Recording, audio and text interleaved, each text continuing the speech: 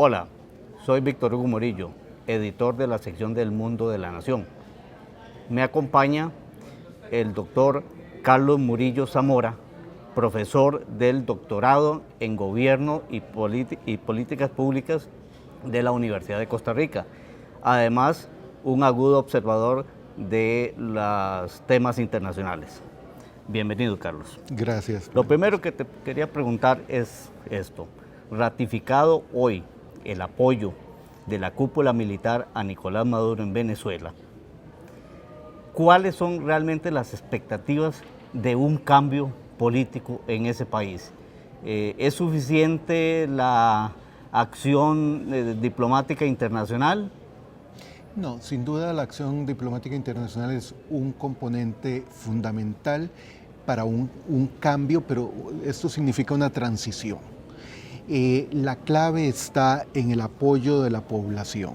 En cuánto tiempo la población va a sostenerse en las calles apoyando esa transición a través de que sea el presidente de la Asamblea Legislativa, Guaidó, el que asuma, de acuerdo a la Constitución venezolana, el ejercicio del poder ejecutivo hasta que se realicen en el menor tiempo posible elecciones y se establezca el orden constitucional que se rompió desde que Maduro asumió el poder.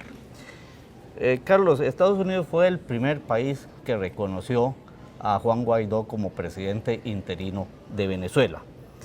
¿Cuáles medidas crees que podrían esperarse de Washington para que este paso que dio Guaidó no se convierta, no se quede solamente en un acto simbólico?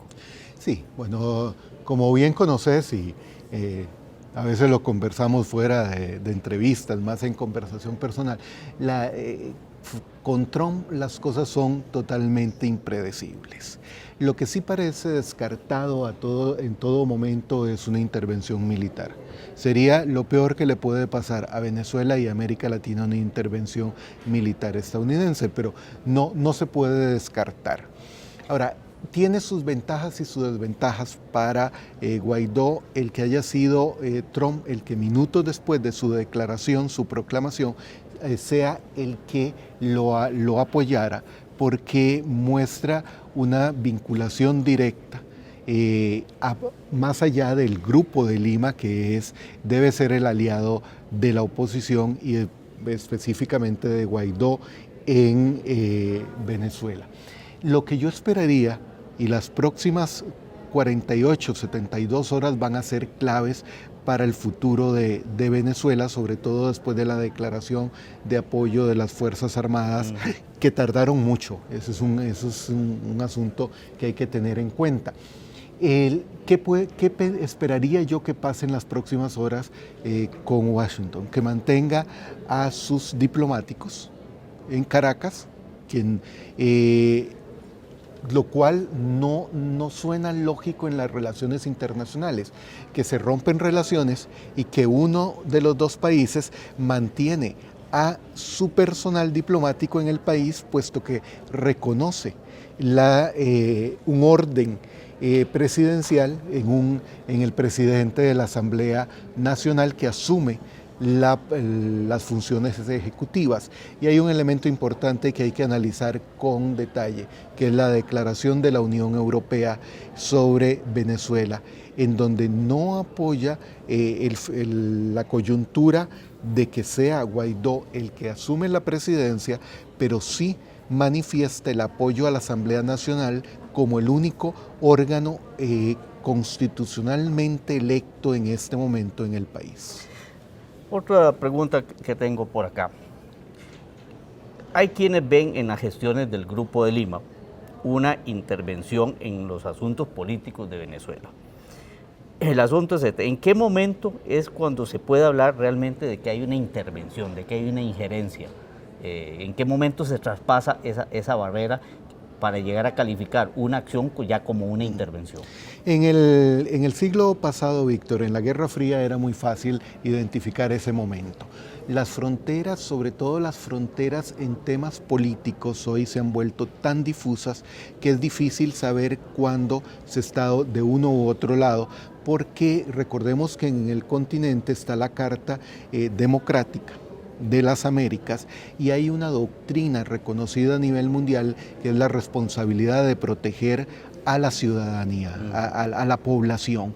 El Grupo de Lima en realidad lo que ha estado es insistiendo, y ahí yo no llamaría una intervención, más allá de lo que lo permiten las normas internacionales, en demandar el restablecimiento del orden constitucional que, repito, se rompió desde que Maduro asumió el poder tras la muerte de Hugo Chávez, y de buscar una salida pacífica a ese proceso. Cuando, de acuerdo a lo que dispone la Constitución, Guaidó, como presidente de la Asamblea Nacional, asume el poder, el ejercicio del poder ejecutivo, es lógico que él reciba el respaldo del Grupo de Lima. Entonces, hay intervención, pero es más una intervención diplomática que de otra naturaleza como estábamos acostumbrados. Advertiste hace unos minutos de lo catastrófico que sería una intervención militar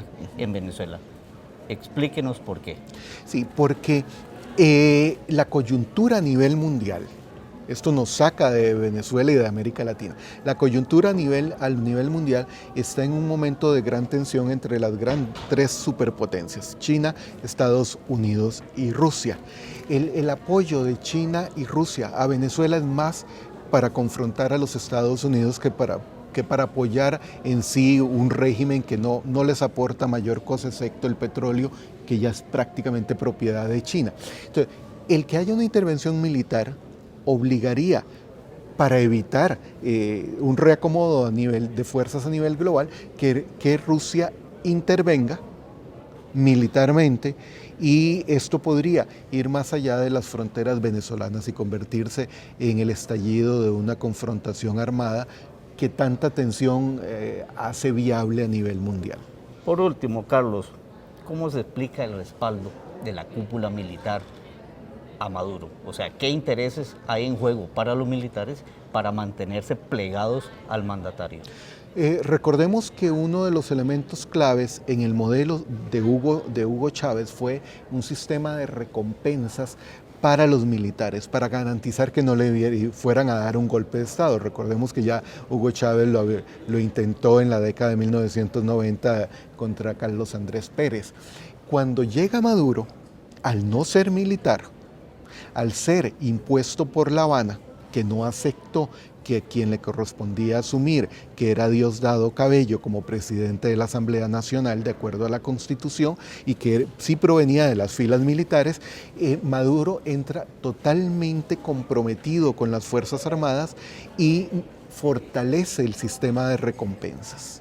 Entonces, en este momento, las Fuerzas Armadas están jugando la última carta. Sin duda hay divisiones internas, por eso tardaron un poco en salir a dar esa declaración de apoyo a Maduro, pero no hay duda de que a Maduro le ha costado mucho más recursos para garantizar ese respaldo vía recompensas.